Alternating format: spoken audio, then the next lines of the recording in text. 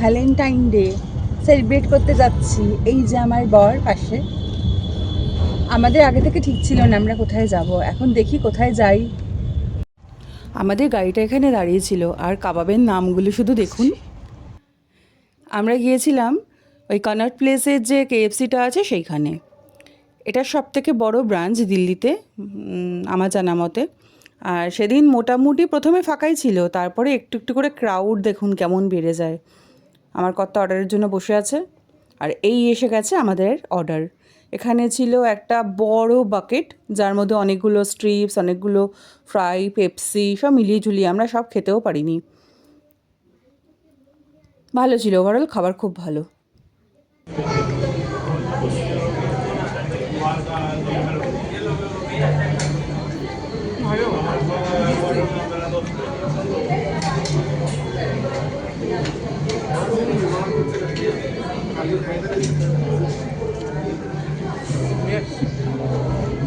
ঘুরে আসছে এরা কি বলবে, তো সেম খেতে। এরা কি বলবে, তো সেম খেতে। এটা ওই বিগ পিস ফ্রাইডটা দেখুন কত বড়। এটা একটা খেলেই পেট ভরে গেছে একেবারে, ভীষণ বড় ছিল। KFC বরাবরই কোয়ান্টিটি নিয়ে কোনো কোয়েশ্চেন হবে না।